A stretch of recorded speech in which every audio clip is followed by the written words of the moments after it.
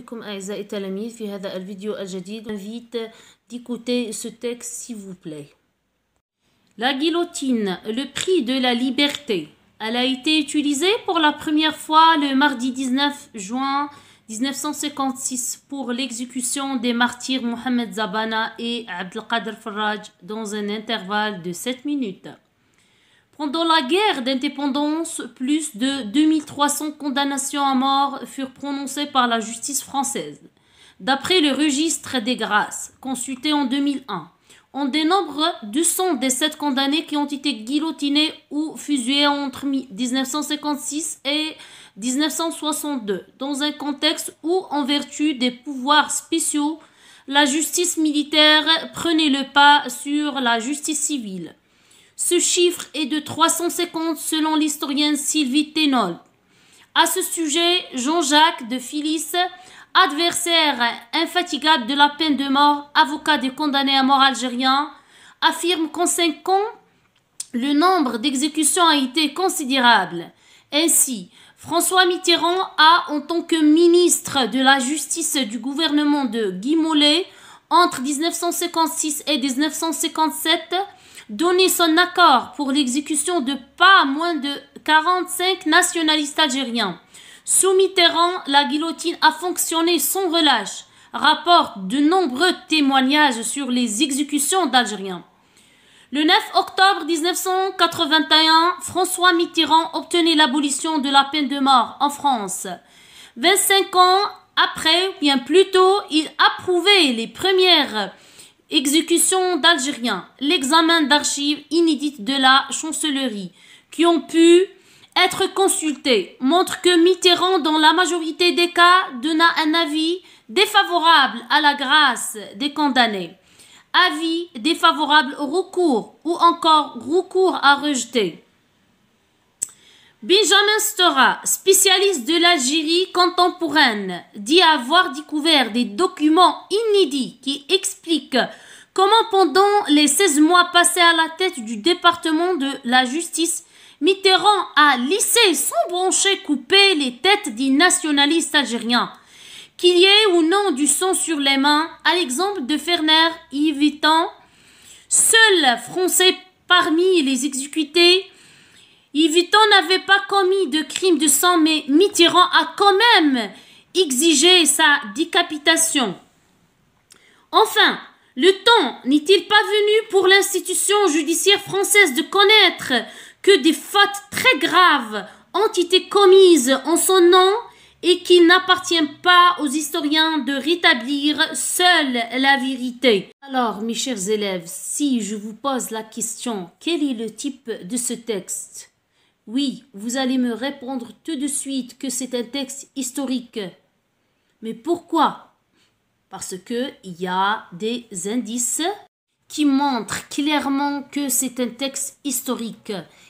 إذا طرحت عليكم السؤال وقلت لكم ما هو نوع هذا النص ستجيبون بأنه نص تاريخي. le texte historique. C'est un texte historique.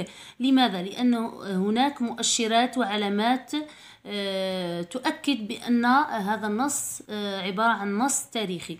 Donc on va essayer de chercher dans le texte quels sont ces indices. Regardez les élèves. 19 juin 1956. Regardez, il y a quoi? Il y a les dates. Les dates, donc تواريخ.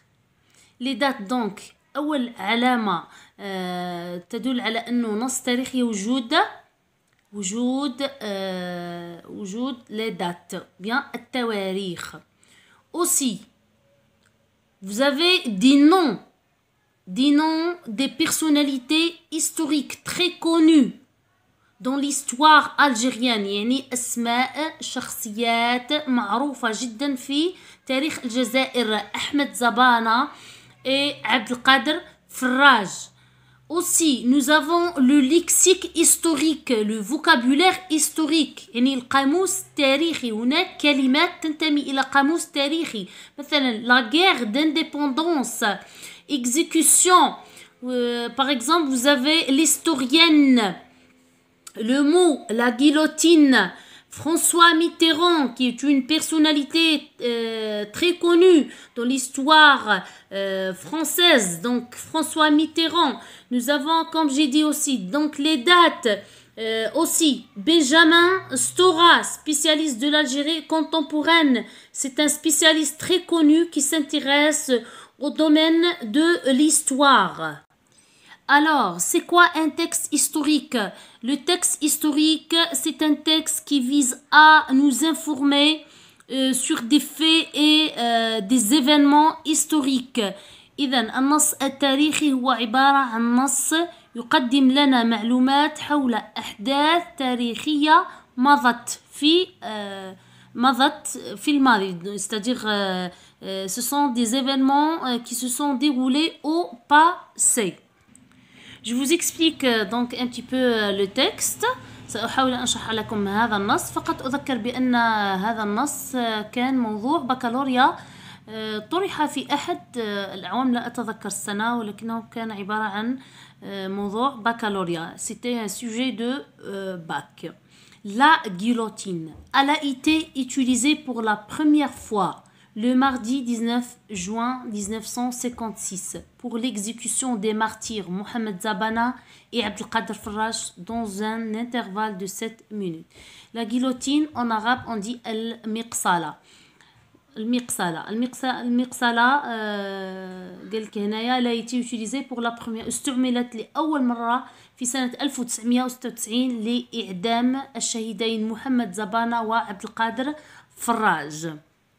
في الفقرة الثانية يخبرنا الصحفي بأنه خلال الحرب لا غير دانديبوندونس الحكومة الفرنسية أصدرت أكثر من 2300 حكم بالإعدام في حق الجزائريين، وتم إعدام الكثير منهم، وخاصة في عهد فرانسوا ميتيران الذي عمل كوزير عدل في الحكومة الفرنسية، والذي كان الإعدام في وقته يطبق بدون تردد، وأن الكثير من الجزائريين تم إعدامهم.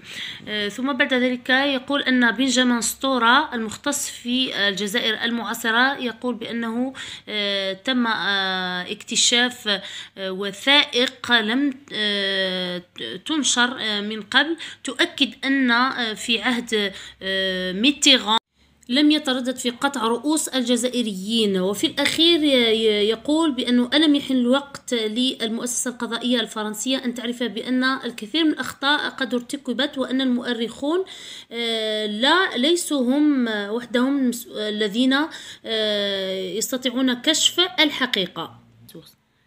On va lire maintenant la source, les élèves. D'après Ammar Mansouri dans la revue Al-Jaysh numéro 576 juillet 2011.